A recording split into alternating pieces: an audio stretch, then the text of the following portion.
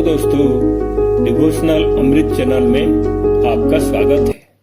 इस चैनल की सारे वीडियो डिवोशन से जुड़े हुए टॉपिक पर हैं, जैसे कि भजन, कीर्तन, मंत्र, भारत में स्थित मंदिरें, पौराणिक कथाएं, मेडिटेशन, म्यूजिक इत्यादि। ये सारे वीडियो देखने के लिए चैनल को सब्सक्राइब कीजिए। आज की इस वीडियो में हम बात करेंगे बद्रीनाथ मंदिर की इतिहास और बहुत सारे अनोखे जानकारियों के बारे में। तो कृपया वीडियो की अंत तक बने रहिए। भारत के सबसे लोकप्रिय तथा हिंदू धर्म में सर्वाधिक पवित्र स्थान माने जाने वाले 4 मंदिर हैं, जिनको 4 धाम कहते हैं। वो हैं भारत के पूर्व में जगन्नाथ मंदिर, पश्चिम में द्वारकाधीश मंदिर, उत्तर में बद्रीनाथ मंदिर और दक्षिण में रामेश्वर मंदिर। बद्रीनाथ अथवा बद्रीनारायण मंदिर भारतीय राज्य उत्तराखंड के चमोली जनपद में अलकनंदा नदी के तट पर स्थित है। यह मंदिर ऋषिकेश से 214 किलोमीटर की दूरी पर उत्तर दिशा में स्थित है। यह हिंदू देवता विष्णु जी को समर्पित एक प्राचीन मंदिर है, जिसका निर्माण 7वीं से 9वीं सदी में होने का प्रमाण मिलते हैं। पौराणिक कथाओं के अनुसार भगवान विष्णु ने यहाँ नर नारायण के रूप में तपस्या की थी। कहा जाता है कि माता लक्ष्मी ने उन्हें ठंड से बचाने के लिए बेर यानी कि बद्री के पेड़ का रूप धारण किया था, जिससे इस स्थान का नाम बद्रीनाथ पड़ा है। मंदिर के इर्द गिर्द बसे नगर को भी बद्रीनाथ कहा जाता है। भौगोलिक दृष्टि से यह स्थान हिमालय पर्वतमाला के ऊंचे शिखरों के मध्य गढ़वाल क्षेत्र में समुद्र तल से 10,280 फीट की ऊंचाई पर स्थित है। जाड़ों की ऋतु में हिमालयी क्षेत्र की रुक्ष मौसमी दशाओं के कारण मंदिर वर्ष के 6 महीनों यानी कि अप्रैल के अंत से लेकर नवंबर की शुरुआत तक की सीमित अवधि के लिए ही खुला रहता है। यह भारत के कुछ सबसे व्यस्त तीर्थ स्थानों में से एक है। बद्रीनाथ मंदिर में भगवान विष्णु के एक रूप बद्रीनारायण की पूजा होती है। यहाँ उनकी 3.3 फीट लंबी शालिग्राम से निर्मित मूर्ति है, जिसके बारे में मान्यता है कि इसे आदि शंकराचार्य ने 8वीं शताब्दी में समीपस्थ नारद कुंड से निकालकर स्थापित किया था। इस मूर्ति का कई हिंदुओं द्वारा विष्णु के 8 स्वयं प्रकट हुई प्रतिमाओं में से एक माना जाता है। यद्यपि यह मंदिर उत्तर भारत में स्थित है, रावल कहे जाने वाले यहाँ के मुख्य पुजारी दक्षिण भारत के केरल राज्य के नम्बूद्री संप्रदाय के ब्राह्मण होते हैं। विष्णु पुराण, महाभारत तथा स्कंद पुराण जैसे कई प्राचीन ग्रंथों में इस मंदिर का उल्लेख मिलता है। एक अन्य संकल्पना अनुसार इस मंदिर को बद्री विशाल के नाम से पुकारते हैं। बद्रीनाथ नाम की उत्पत्ति पर एक कथा भी प्रचलित है, जो इस प्रकार है। मुनि नारद एक बार भगवान विष्णु के दर्शन हेतु क्षीरसागर पधारे। जहां उन्होंने माता लक्ष्मी को उनके पैर दबाते देखा। चकित नारद ने जब भगवान से इसके बारे में पूछा तो अपराध बोध से ग्रसित भगवान विष्णु तपस्या करने के लिए हिमालय को चल दिए। जब भगवान विष्णु योग ध्यान मुद्रा में तपस्या में लीन थे तो बहुत अधिक हिमपात होने लगा। भगवान विष्णु हिम में पूरी तरह डूब चुके थे। उनकी इस दशा को देखकर माता लक्ष्मी का हृदय द्रवित हो उठा और उन्होंने स्वयं भगवान विष्णु के समीप खड़े होकर एक बद्री के वृक्ष का रूप ले लिया और समस्त हिम को अपने ऊपर सहने लगी। माता लक्ष्मी जी भगवान विष्णु को धूप, वर्षा और हिम से बचाने की कठोर तपस्या में जुट गईं। कई वर्षों बाद जब भगवान विष्णु ने अपना तप पूर्ण किया तो देखा कि लक्ष्मी जी हिम से ढकी पड़ी हैं। तो उन्होंने माता लक्ष्मी के तप को देखकर कहा कि हे देवी, तुमने भी मेरे ही बराबर तप किया है, सो आज से इस धाम पर मुझे तुम्हारे ही साथ पूजा जाएगा और क्योंकि तुमने मेरी रक्षा बद्री वृक्ष के रूप में की है, सो आज से मुझे बद्री के नाथ यानी कि बद्रीनाथ के नाम से जाना जाएगा। पौराणिक लोक कथाओं के अनुसार बद्रीनाथ तथा इसके आसपास का पूरा क्षेत्र किसी समय शिव भूमि यानी कि केदार खंड के रूप में अवस्थित था। जब गंगा नदी धरती पर अवतरित हुई तो यह 12 धाराओं में बंट गई तथा इस स्थान पर से होकर बहने वाली धारा अलकानंदा के नाम से विख्यात हुई।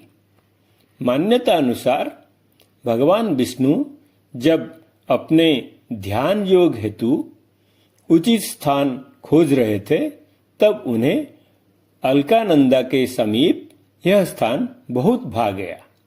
नीलकंठ पर्वत के समीप भगवान विष्णु ने बाल रूप में अवतार लिया और क्रंदन करने लगे। उनका रुदन सुनकर माता पार्वती का हृदय द्रवित हो उठा और उन्होंने बालक के समीप उपस्थित होकर उसे मनाने का प्रयास किया और बालक ने उनसे ध्यान योग करने हेतु वह स्थान मांग लिया। यही पवित्र स्थान वर्तमान में बद्री विशाल के नाम से सर्वविदित है।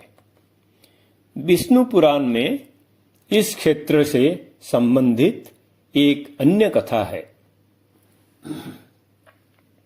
जिसके अनुसार धर्म के 2 पुत्र हुए, नर तथा नारायण, जिन्होंने धर्म के विस्तार हेतु कई वर्षों तक इस स्थान पर तपस्या की थी। अपना आश्रम स्थापित करने के लिए एक आदर्श स्थान की तलाश में वे वृद्ध बद्री, योग बद्री, ध्यान बद्री और भविष्य बद्री नामक 4 स्थानों में घूमे। अंततः उन्हें अलकानंदा नदी के पीछे एक गर्म और एक ठंडा पानी का चश्मा मिला, जिसके पास के क्षेत्र को उन्होंने बद्री विशाल नाम दिया। यह भी माना जाता है कि व्यास जी ने महाभारत इसी जगह पर लिखी थी और नर नारायण ने ही क्रमशः अगले जन्म में क्रमशः अर्जुन तथा कृष्ण के रूप में जन्म लिया था।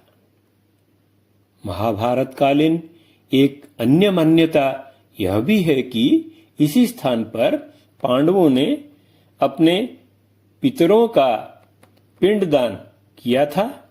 इसी कारण से बद्रीनाथ के ब्रह्मा कपाल क्षेत्र में आज भी तीर्थयात्री अपने पितरों का आत्मा की शांति के लिए पिंडदान करते हैं। बद्रीनाथ मंदिर की उत्पत्ति के विषय में अनेक मत प्रचलित है।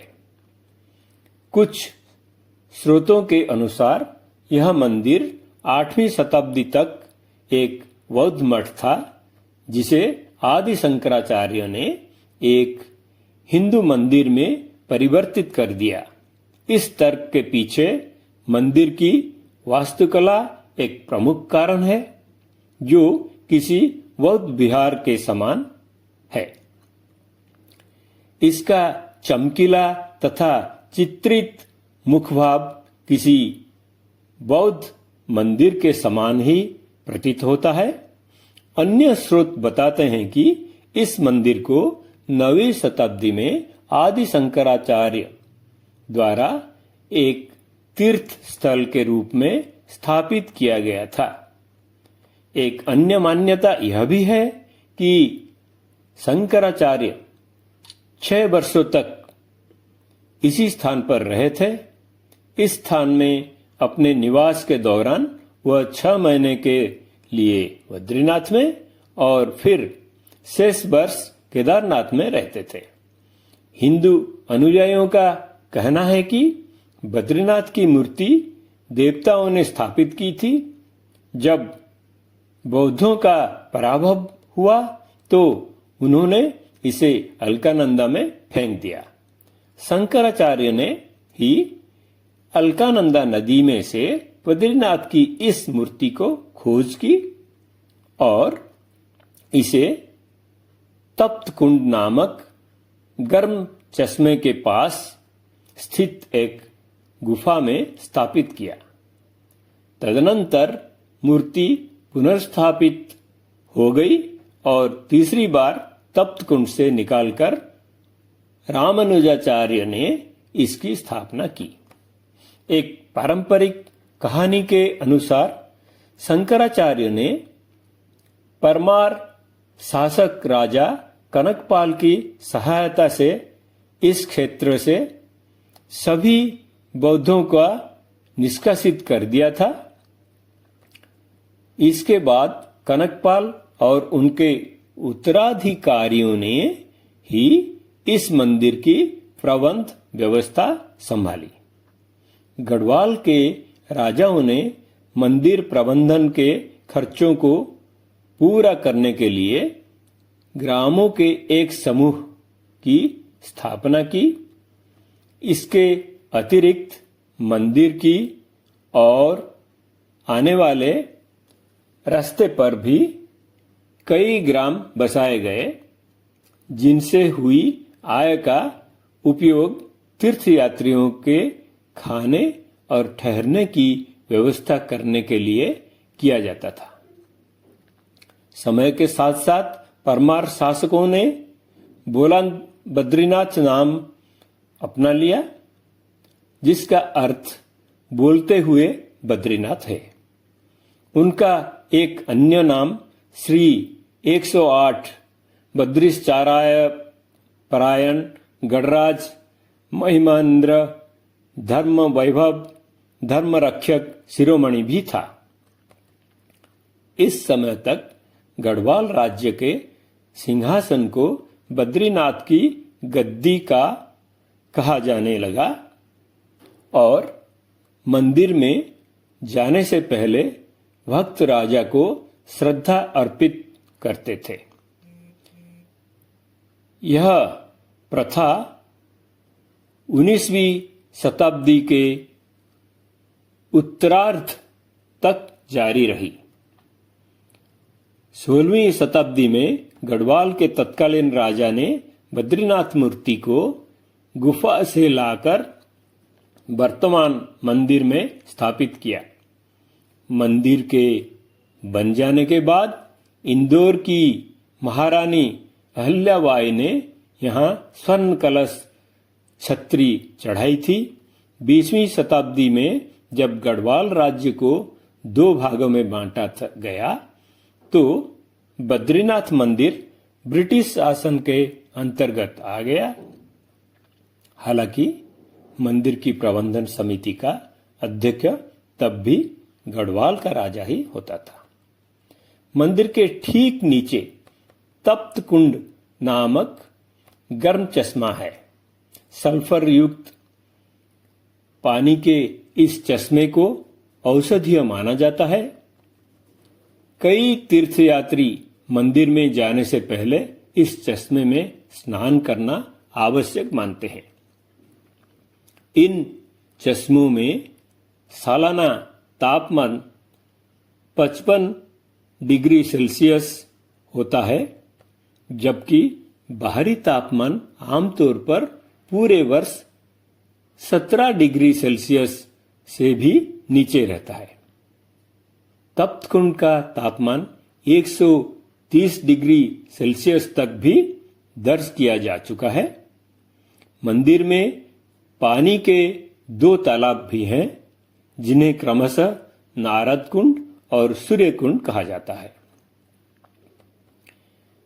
विष्णु जी को ही समर्पित निकटस्थ 4 अन्य मंदिरों के साथ जोड़कर पूरे समूह को पंचबद्री के रूप में जाना जाता है। ये 5 मंदिर हैं: बद्रीनाथ में स्थित विशाल बद्रीनाथ मंदिर, पांडुकेश्वर में स्थित योगध्यान बद्री, ज्योतिर्मठ से 17 किलोमीटर दूर सुबेन में स्थित भविष्य बद्री, ज्योतिर्मठ से 7 किलोमीटर दूर अणिमठ में स्थित बृहदबद्री, कर्णप्रयाग से 17 किलोमीटर दूर रानीखेत रोड पर स्थित आदिबद्री। इन 5 मंदिरों के साथ जब 2 अन्य मंदिरों को भी जोड़ा जाता है तो इन 7 मंदिरों को संयुक्त रूप में सप्तबद्री भी कहा जाता है। सप्तबद्री में इन 5 मंदिरों के अतिरिक्त कल्पेश्वर के निकट स्थित ध्यान बद्री तथा ज्योतिर्मठ तपोवन के समीप स्थित अर्धबद्री भी शामिल है। आशा है ये वीडियो आपको पसंद आएगा। अगले वीडियो में मिलते हैं।